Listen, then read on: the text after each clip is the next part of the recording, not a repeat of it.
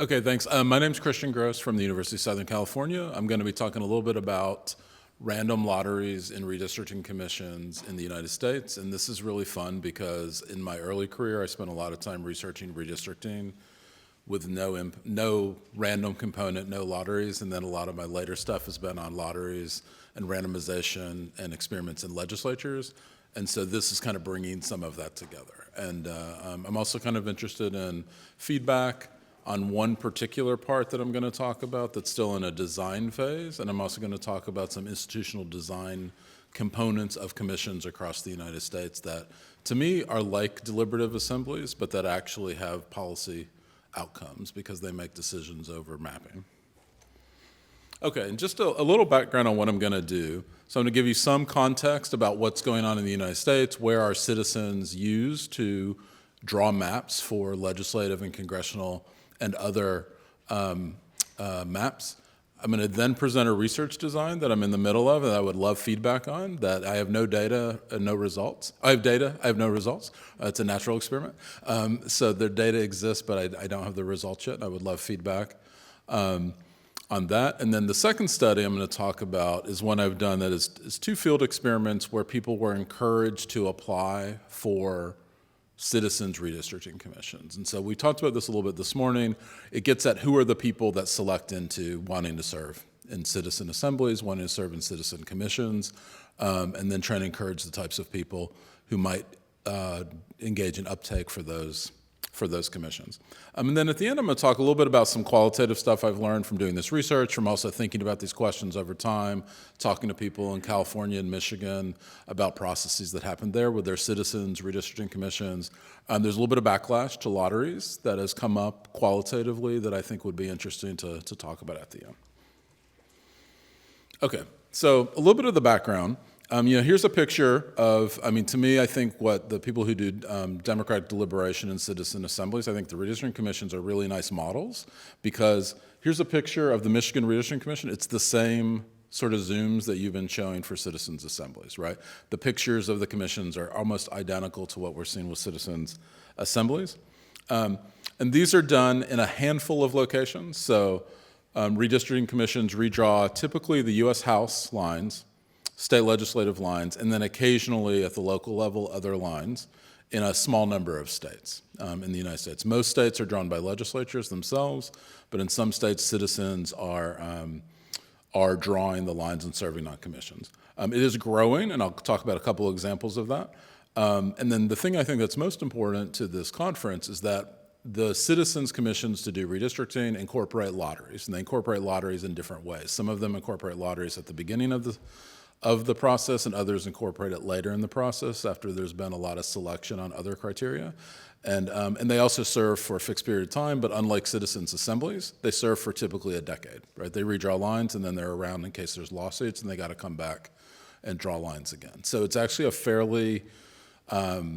it's got some fairly similar parallels to a citizens' assembly where citizens are brought in and they've never really participated in any major government decision making. Like by law, they're not allowed to, but then they persist for a while if need be. All right, so a little bit of background on where does this happen. Here's a map of the United States, and the 4 states in the light blue I want to point out, California, Arizona, Colorado, and Michigan, all have what I would call our independent commissions.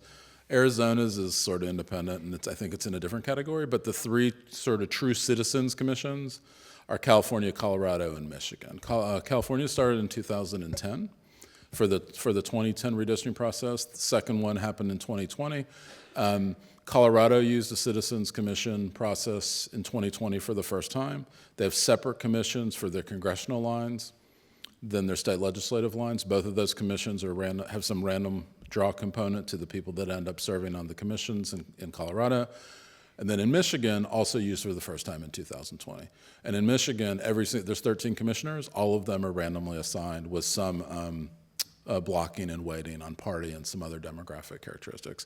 So there's 3 states that I think that the redistricting process is actually very reflective of a deliberative citizens assembly style thing. And then there's some other commissions in places like Virginia, New York, they're not really citizens commissions. They're often appointed, or there's some sort of hybrid appointed by people who are elected officials. So I'm going to talk mostly about design in California, Colorado, and Michigan. All right, so what are the policy choices that they make, right? And so they deliberate like citizens' assemblies, but they also make policy choices. They make pretty significant policy choices. They're narrow policy choices in the sense of it's a pretty niche area to focus on mapping and redistricting. But basically they create and they vote on new maps for legislative districts following the census. That's like the big policy outcome that these citizen commissions do. They also make compliance choices, though, that have pretty big impacts on cost to the states. There's often lawsuits around redistricting. Their decisions could affect if the state gets sued or not for the maps that they choose. They also have to comply with the Federal Voting Rights Act. They have to comply with state-level criteria. And so there's a lot of complex material that they have to address, even though they are citizens who are engaged in the process. And then they have lots of deliberation. They have to deliberate over what are the communities, what are called communities of interest, which is a term around redistricting that defines like what is an area that people who are citizens think is important and relevant. And so they have to go back and forth with each other, and they also take a lot of public comment, much more public comment than is done when legislatures draw the lines. And that deliberation, both amongst themselves and then with the public, I think distinguishes the deliberative process on the redistricting commissions from how it's done elsewhere. All right, just a little bit on the quantity of deliberation. These 4 bars represent 4 different states. Only one of them is the Citizens Commission. California's Independent Citizens Commission is listed at the top. The bottom axis is the number of public hearings that they held over time. This is hours, not number. That's the hours of public hearings that they held over the course of 2020 through 2022 about the redistricting in their state. You can see California has a significant amount. This is pretty similar if you look at the other Citizens Commission states too. They spend a lot of time. The other states I picked just as representative examples of a Democratic gerrymander, a Republican gerrymander, and then a Republican gerrymander that had some voting rights implications. New Jersey, Democratic gerrymander. If you see, they had very few hours of meetings. This is where the legislators met. There's a politician commission where the legislators appoint other legislators and elected officials. Louisiana and Wisconsin had the fewest of these 4. And just in general, this is the pattern if we would look more broadly across the states. But there is more deliberation among the citizens commissions, and some of that is due to learning and lack of expertise. They spend a lot of time hearing from experts, hearing from people. They spend a lot of time also redoing things that maybe legislatures and experts might have done more quickly and more efficiently. So there's an inefficiency that comes out of it, but a deliberative bonus. All right, and then these institutions are probably expanding in the United States. Like just this week in Los Angeles, the city council, who I know most of you are from the East Coast, but if there's like a big racist tape scandal that you may have heard about a year ago, after that, the city council voted, I think, Wednesday to put on the ballot a citizens commission in Los Angeles to redraw the lines in 2030. It's sort of like the state's process, but slightly different. Ohio, this week is trying to put on the ballot, gather signatures, put on the ballot a citizens commission that is actually pretty similar to the Michigan process with a little bit of California put in. So I think the citizen assembly folks can learn a lot from the redistricting commission folks, but I do think the redistricting commissions have some unique components to it that are a little bit different from the assemblies. All right, so the study one that I want to do, this is a picture, by the way, of, I forget which commission this is, of one of the redistricting commissions. This is something I haven't designed. It's a natural experiment, and I would like to just present my ideas and get feedback from people on some measurement issues. And also, for those of you who are not academics, who are interested in sort of the institutional design for how this works in all the different places, we're going to talk about some of that in this part too. So the question here that I'm interested in is basically, does serving in deliberative policy-making institutions lead to future policy actions at the individual level, not at the aggregate level? But if you are a citizen who's randomly chosen to serve on a citizens redistricting commission, do you then in the future, when your service is complete, do you engage in other policy choices? Do you do things that your own individual, you have learned through the deliberative and citizen process how to influence policy. And then you want to try to influence policy in other domains later. And it's a little bit different than the literature on deliberation, which looks at sort of what's the impact on civic engagement. I also want to look at that too. If you're randomly chosen to serve on a redistricting commission, do you also then do civic engagement down the road? But I'm really interested in the policy part too. Like once you're picked, once you get that random draw, do you then decide that you want to try to have an influence in policy in other ways after you're no longer serving on the Citizens Commission? And so we know a little bit about this, and we've heard about it all day. But there's some evidence that serving in citizens' deliberative bodies increases future civic engagement at the individual level. Like if you're on a jury, you're more likely to vote in the future, according to some studies. Many publics have some increase in civic engagement, like Arch and Fung says that they have modest, though possibly can improve civic engagement outcomes. And then, people who study legislatures have shown that people who serve in one institution early in their career carry that service over in what they've learned there into new institutions. And so I think that's possibly the case with citizens commissions. And then what I want to do, as I mentioned, is sort of go beyond this idea that there's modest improvements to civic engagement from individual citizens participating in the deliberative processes, but actually that there's policy gains that they can make by serving. And so basically, at the individual level, if I apply to serve on the California Redistricting Commission, and I'm chosen randomly, I'm going to be more likely to get skills during that 2-year process or that 10-year process if the state is sued and they have to come back, that I would not get if I were not chosen by lot to serve on the commission. And I think some of this is individual level, where it's going to change sort of the person who's picked, the citizen will learn, but I also think some of it will be coming to them as well, like because they've been elevated to a different status in terms of serving on the Citizens Commission, which has a relatively high impact and relatively high publicity within the states that they're done. All right, so it's pretty straightforward what I'm hypothesizing here. If you're basically drawn to serve on a redistricting commission where you've made policy choices in the past, in the future you're going to try to engage in more policy action. Where I would like help is how do I measure that policy action? And then if you're also drawn, you're going to probably engage in future civic engagement, as we would expect in the literature on deliberation. And so here the unit of analysis is not the commission, but each individual person who applies to serve. All right, and so the measurement that I'm interested in here is the future policy action, and it's sort of tricky what the policy action might actually be. And then I'm also interested in future civic engagement. And I might do a survey with people who've applied and people who have served on redistricting commissions who are randomly chosen or not, but I'm not sure about that.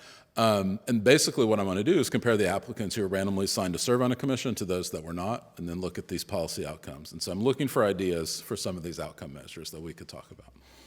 All right, a couple ideas I have already is just engaging in policy more broadly in the community, writing op-eds, writing about public policy and or civic engagement once you've served. So, if you're picked to do this, you then might want to go and write about what fair processes would be, what would be better deliberative processes in other domains, how you work with other people, your ideas about redistricting 10 years later, right? Maybe even going to Ohio to campaign on behalf of their ballot initiative if you've served in Michigan, things like that, if you're picked to be on it, versus those that were not. It's harder to measure this. I'm going to try to measure this via just straightforward Google searches of news and op-eds, and then also like maybe LexisNexis. And this would be the applicants who were randomly picked and the applicants that were not randomly picked. The other one that I think would be a little bit harder to measure, but I would like to because I think it's very likely, is are they participating in public forums and panels, right? And so these are people that once they've served in these commissions, they're going to try to do more in the future, and that's something else that I want to try to measure. One other one that I want to measure is what do they do afterwards, right? So I think that serving on these citizens commissions will increase their public service motivation. So I'd like to look at their career changes. And this is a relatively small group of people who end up applying for redistricting commissions and then either randomly being picked or not. The people who are picked to serve, do they go into nonprofit? Do they go into advocacy? Do they leave the private sector? or do they stay in the positions that they were in previously? And my hypothesis would be that once they've served in the Citizen Commission, they may look towards government, advocacy, nonprofit more than the private sector, having had an impact.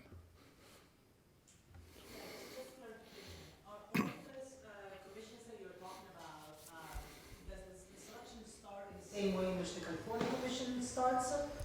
No, I'm going to get to that in about 2 slides. Yeah, that's that, and I would also like your help there.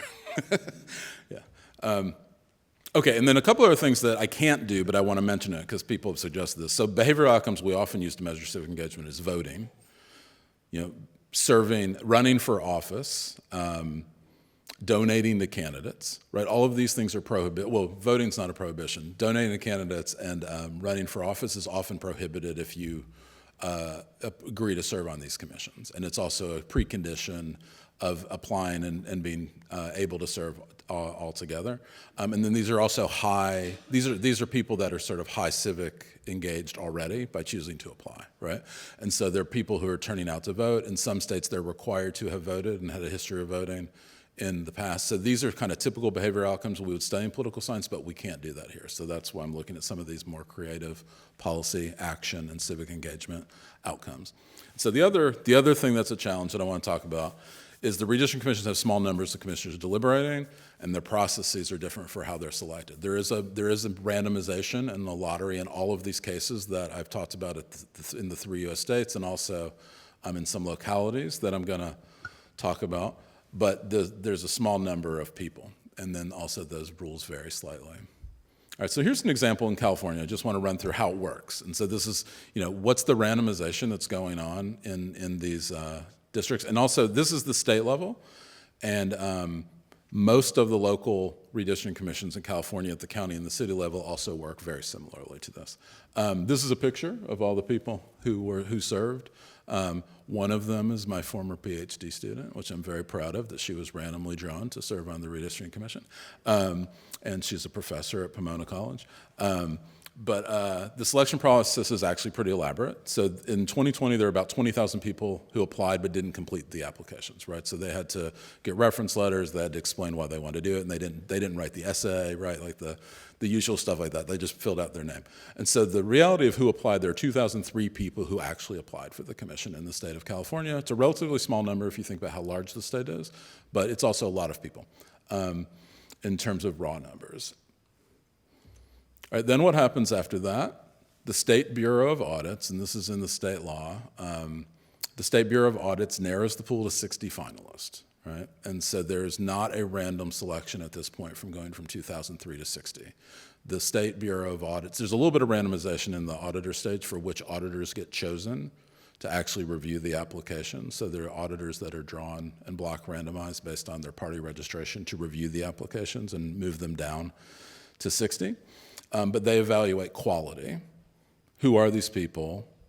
Are they people that have some expertise? Are they people that can work together? There's different criteria that they have to use. This is the state auditor drawing the random part later.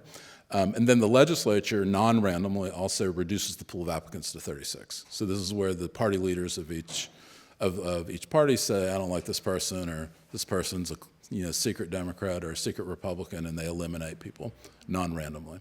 And then after that, you get down to 36, relatively small sample, and then 8 commissioners are randomly chosen from the 36 using block randomization by party. So you got 3 Rs, 3 Ds, and 2 people who are other party or independents.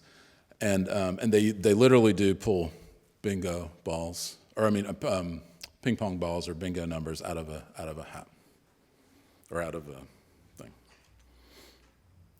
So what I'm going to do is use this and pull data across the states with the commissions, but we're talking about some small numbers, right? And then look at these outcomes that I mentioned. So the treatment's like where you randomly picked, and then of that 36 at the very end, the control group would be the people that weren't picked randomly. Okay, and so here's how it's done in these 3 states, but 4 commissions. So California I already talked about. There are 8 commissioners selected, and then there's 22 finalists not selected. And the reason there's 22 is that 6 people are actually chosen by the 8 people who are randomly picked. And so there's 22 control group, 8 who were randomly selected to choose. Michigan has a very different process than California's. Everyone who applies is put into a random draw, and the lottery happens there without any sort of criteria to try to move people out for expertise or so on. There's no quality control per se. They just have to apply, and then they're randomly drawn. There is some weighting on gender, region, and other criteria. I don't know exactly how that was done because a private auditing firm was hired to do it in 2020. I'm trying to find out more about that. And then they also block randomize on party. And so there's 13 treatment, people randomly in the Citizens Commission, 147 finalists in Michigan that were not selected. Colorado has different commissions for the congressional and state legislative level, but again, 6 people are randomly chosen, then 144 finalists are not selected. And in Colorado, they also have some appointees of politicians who serve with them, but there's no random component of that, so I'm only focusing on the citizens part. So in total, if you pool across all 4 of these commissions, you got 33 people chosen by lot, 456 finalists not chosen by lot, and then this is where I would leverage the control versus the treatment for the policy outcomes or the civic engagement outcomes in the future. One other much larger table, so just direct your eyes to LA County, Santa Barbara, San Diego. There are also very similar ones at the local level that I would like to look at in California. They're expanding a lot too. And here it's very similar to what I talked about in California, but we're starting to get to where we have a little bit more. There's 54 people chosen by lot across these localities. LA County and San Diego County. I also, not only am I interested in this as a professor and researcher, I also was a consultant for San Diego County's redistricting process. And so they used a commission for the first time in 2020 where 8 people were randomly chosen and then 50 finalists not selected. But this is basically how these institutions are designed for those who are interested in that, from translating over to citizens' assemblies. But then also I think it creates some real leverage that I want to look at in terms of the political science outcomes. My concern is, of course, these are different institutions with somewhat different designs, even though there's randomization, really small n, right? And so I can pull this and look at it, but then I'm interested in what feedback you have besides the sample's too small to bother, that I could still try to leverage this. Okay, and then I want to talk a little bit about a second set of studies that I've done already that might help you to figure out who are these people, like who wants to serve on a redistricting citizens commission? Who wants to serve who wants to go to a citizens assembly, right? Who decides to apply for something like this? Because you can't be an elected official, you can't run for office in the future, right? You have to be interested in politics and want to make a difference, but you have never displayed any other behavior suggesting you want to do that in your life. So, and there's prohibitions on donating to candidates and things like that. So it's a really interesting group of people, and trying to figure out who these people are. All right, and so this study is based on 2 field experiments that I did in the 2020 process in California and in Los Angeles County that basically examined uptake and participation. Like who applies, and can we encourage more people to apply, and see who those people are. All right, and so the argument here is just basically people who are publicly service motivated or who have financial incentives may be willing to serve, right? And so the experiment is going to test those 2 different questions. Do you want to serve on a redistricting citizens commission because you find out that you might get paid, and it's an additional, like, because there is limited pay on all of these, the financial incentive may spur you to participate? Or do you want to do it out of public service? If you give them a sort of, this will help, this is like a classic civic engagement message that you might do with a GOTV style experiment, will they serve? All right, and then the punchline with this, I won't go into all of the results, but the punchline is the public service motivation encouraged people to sign up and apply. The financial incentive did not. The financial incentive had no impact. Also tested financial incentive, meaning just telling them how much they will be paid if they are chosen, not any additional incentive. The public service message mixed with the financial message also made no difference in terms of it was similar to the public service effect. All right, and so what the 2 experiments were, one, I partnered with a good government organization who was concerned about the number of people who would apply for the California Redistricting Commission, and we embedded this encouragement experiment with them. We invited academic experts, primarily social science professors at University of California institutions and a handful of other private institutions in the state. And it was fielded in summer of 2019, told them about the process, gave them the application, and gave them those different messages. I did a parallel experiment for the Los Angeles County Commission only that was also in partnership with a good government organization based in LA, a different group, that was encouraging Asian American and Latino members of their good government organization to apply. And the exact same experiment was done there. Okay, and the outcome variable here is really straightforward. Did the person apply or not? As I mentioned, there's a control group of people who didn't receive any message at all from the nonpartisan organizations. There's one that got the public service motivation message, the financial message, and then one that got the two together. This is the public service message down here in the square. Commissioners who apply and are selected should be driven by a motivation toward public service in order to make California a better place and shape the state's future. This text is pretty similar to the messaging that the state was using itself to get people to serve. It also included a brief description, deadline, links to the application, and all of that stuff. Same message with the links and the details and how you apply was given to a different group that was randomized. And this just said what the amount you would get paid if you served. It's actually not very high for the number of hours. If you remember that figure I showed at the beginning with the total number of hours. But it's not nothing either. It's actually substantial in terms of, if you think about like the median income of California, right? And so this is just saying how much you may get paid and what the people were paid in the previous one. And this is per diem, by the way. This isn't a salary, but this is, there's a little bit of financial incentives. This is also true, right? So this is actually like factual information. And then both messages. And so the results I mentioned, financial incentive had no impact at all, but the public service message, PSM, people were 1.4 percentage points more likely to apply to serve on the Citizens Commission than the control group.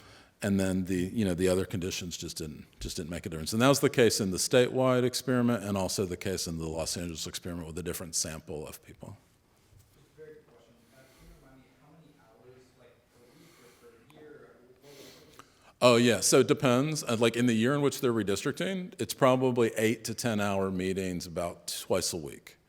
Sometimes longer. Like at the very end when they're almost done, like in November and December of 2021, it was probably 10-hour meetings almost every day, like Monday, Tuesday, Thursday, Friday, and then they're done. And then once, like in the case of California, they completed the maps, I think, on December 23rd, and then there was very little. Then they went to Sacramento and they delivered the maps, and then there's not much left to do. I think they had a party, and then there was basically meetings every month or two, right? And that's more of like, what did they learn, kind of coming together occasionally. And now they hardly ever meet at all, right?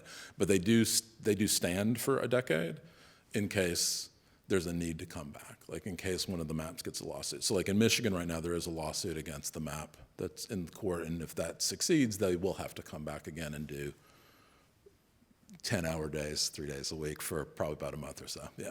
So it's a very high intensity commitment for a short period of time. And so, but it's a little bit like the deliberative assemblies that go on for quite a long time, where you bring people back. Did you look at heterogeneous treatment effects? Did you assume that like the baseline income that's under the midpoint of your financial treatment would be positively incentivized, while above it would be, and that would net out, right? No, that's a great idea. And because most of the sample for the statewide study are public employees, because they're professors at public universities, the data on their income is available, so I can do that, but I haven't. Yeah. All right, so concluding, a couple things I want to talk about, like what have I learned from some of this, and also what have I learned from observing, right? If you're interested in randomization and commissions, if you're interested in citizens' assemblies and deliberation, what can we learn from Michigan, California, Colorado, these localities? There's a few things. Qualitatively, there have actually been some concerns raised by advocates, and by advocates I mean people who were on the ground, good government groups, or advocates in the sense of groups who were interested in increasing diversity in the redistricting process, who were concerned about voting rights, In general, they've been considered very positive, by the way. So in general, the commission processes have been rated highly by advocates compared to when legislatures draw the lines. But within that, the discussion around randomization has been, I think, a little misguided in the policy community in some of the states. And so just for example, in California, there's, if you recall, it was a really racially and gendered and disability diverse group of people who were selected to serve. However, in the first draw of the 8 people who were randomly chosen in California, it was very diverse in terms of Asian American, Black, and white, but there were no Latino members who were chosen to serve through the random draw. And that's just small sample. Part of it is the number of people who applied and sort of differential in people who applied, but part of it was just the small sample. You occasionally get these outcomes that are not demographically representative when you're only randomly drawing 8 people, right? And so this is like a huge problem in a state like California where nearly 40% of the population is Latino. And then the next 6 who are chosen, nearly all of them were Latino, which created demographic balance. But because that happened, because of just that statistical quirk of the small sample and randomization, a lot of Latino advocacy groups have expressed concern about randomization, right? Because of that one observed outcome, even though, of course, randomization, assuming it was done fairly, is fair, right? And so that's something that is a thing that just whenever you're dealing with randomization in deliberative groups and it's a small sample and there may be a lack of demographic diversity that coincidentally happens, it's going to raise a lot of fairness issues. In Michigan, I talked to some people there who were concerned about randomization from a quality standpoint. So because Michigan has no vetting about who applies, that you just apply and then they pick people. There were some concerns raised that some commissioners were higher quality than others, and unlike a deliberative assembly, there's no real time to learn. I mean, there's time to learn, but you really have to start making policy choices by serving as opposed to kind of getting up to speed. A couple things that are important in all of these states is staff. And so I think this is relevant for deliberative assemblies and any other kind of citizens assembly that you want to think about. They all hire staff, and it's their choice of staff of who they hire, but those staff can really be important the same way that there's a bureaucracy for an elected legislature that the legislatures will put in that are semi-permanent in the case of these commissions. And so having the experts that they can hire can be important, but then the ultimate principle are these citizens who are effectively making the decisions. Also in Michigan, the Secretary of State, I thought wisely and interesting from a social science standpoint, and she is a former professor, she randomly sent invitations to all, or a subset of people in Michigan to encourage them to apply, trying to get my hands on those data. And those letters have also received some negative feedback because some people thought that the government was requiring them to apply. Some people applied and then actually made it to the next stage and were like, I don't know what's going on, I don't want to do this. So there's a little bit of things when you're incorporating lotteries into public decision-making, how whatever happens in 1 or 2 anecdotes will actually inform the views of how people respond to them. So just think about that for those of you thinking about randomization and democratic deliberation. And this is what I mentioned. There's some emerging pushback on some of this, but also I think positively there are a lot of good government groups pushing these reforms, like the Ohio proposal for the commission has this. They have lotteries embedded within it because it does actually increase fairness, right? But then there are equity concerns about who applies, right? And so if you have an unrepresentative set of applications, then the outcome may not appear equitable or is not equitable. Okay, that's all I've got. I'm happy to take questions, but it's just been really fun. I appreciate Allie. Thank you for organizing this, because that study too is a paper I've been meaning to work on, and this caused me to get going on it. And then this conference has made me think a lot about ways of incorporating redistricting commissions, democratic deliberation, and citizen assemblies.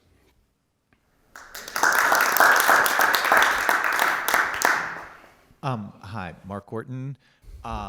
So I guess I have 2 questions. The first is, can you think of other examples of similar sorts of bodies to redistricting commissions that have similar properties that are other examples in our society where these things are used? Do you mean like having citizens in general, or like the randomization component combined with some sort of other selection I process? mean, I guess it's, similar bodies relate, it's like a kind of independent citizens body doing a specific task in the context of the government, I guess. No, off the top of my head, I cannot. Though I'm sure they exist, but I think my head is so in the redistricting commissions right now that I'm not thinking about it. So let me get back to you on that. Okay, and then the second question is, you mentioned in Michigan, there were concerns about the quality of the people because it was just pure random. What was the experience of how that commission functioned? Yeah, so I mean, I actually think it worked out pretty well. I think on balance, the commission did well. I do think there were some people who participated more heavily. And so what ends up happening is if you have the true randomization as your selection process, it probably privileges a few more of the people that just were randomly chosen who were the more active participants, right? And there are a couple people who didn't attend as frequently. That happened with one person in California as well. I also think some of the criticism in Michigan is coming from people with interest in the outcome of the maps. And so I mention that not because I think the criticism is correct, as much as it's something that was discussed and came up during the process. Like, who are these people? Why is this person not attending every meeting, right? So any way that you can sort of kind of attack, if if you're the legislature and you would like to keep the map, or you have your own interest and you're not drawing the line. So some of it is that strategy, but I also think some of it is some of the people applied and they weren't really sure what they wanted to do, and if they wanted to do it. And so there's also a lot of drop off. Like, so people initially applied, and then once they kind of found out what it was really about, they didn't move on to the next stage. But in California and other places where the selection that's not random weeds out people who maybe are less interested early, that's less of a problem.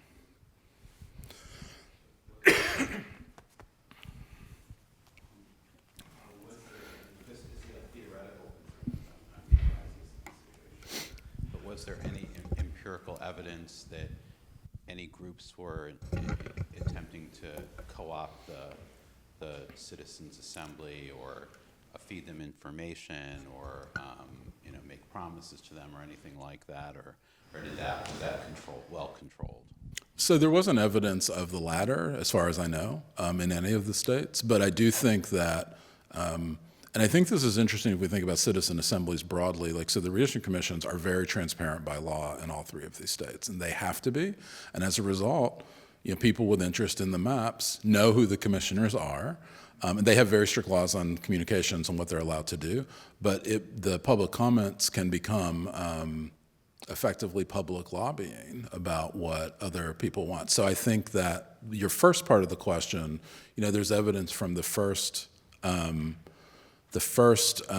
California experience in 2010 that people were putting forward ideas. In 2020, the mayor of San Jose called the commission several times and talked about how San Jose is a community that must be together, because I think he wanted to run for Congress, right? And so that's actually a pretty, and they didn't end up following what he suggested either, which is interesting. But there is a way to influence these citizens, but it all has to happen in a public meeting. And so to me, that is a little bit more, even though potentially normatively concerning, the empirical evidence would say we all can observe that, as opposed to, and if a legislature is drawing the line in Wisconsin, we can't observe what is happening and who's lobbying whom about that. So I think, but I think there's some empirical evidence of that. On the other hand, the negative feedback in multiple states, all three states actually, I haven't talked about Colorado, from some of the parties and some specific elected officials would suggest that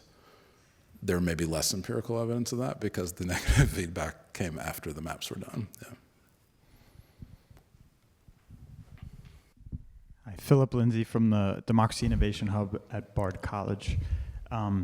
Two questions. The first one is, so many times, I think because we don't really train facilitators in our society at large, we don't think about the facilitators. They're blind, they're not included. I'm curious if there were facilitators in these processes, and how that played into how much time what people were speaking, and then the second question is, I always imagine that if you get randomly selected citizens, you bring them together and say, hey, we're going to redraw the maps. There's all this gerrymandering. That at some point, some citizens would propose some other form of proportional representation for their state. And I'm wondering if that conversation ever came up, or is it just so unconstitutional at the state level, or there's so many hurdles that like the conversation would never go near that?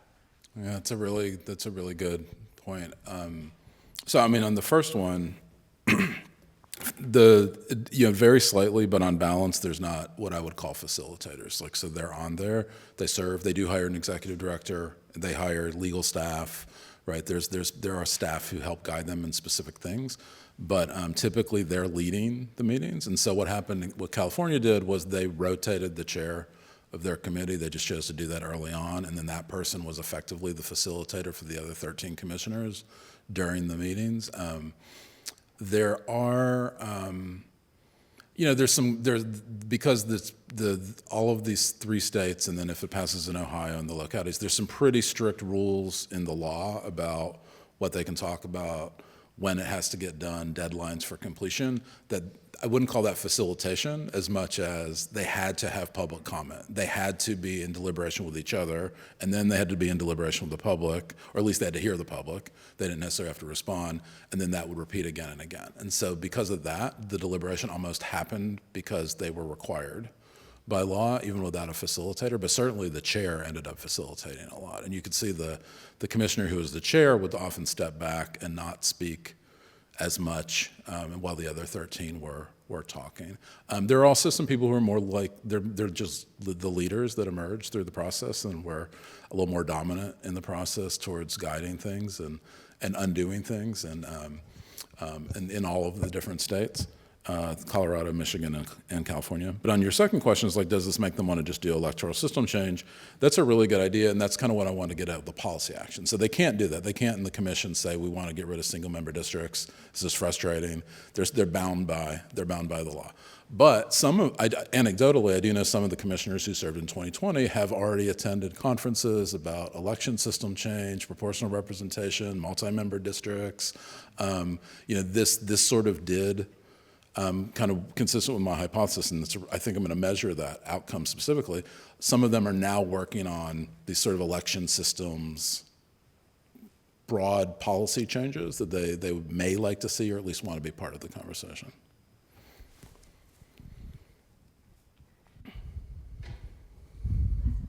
Thanks so much. Yeah. Kevin Elliott from here at Yale.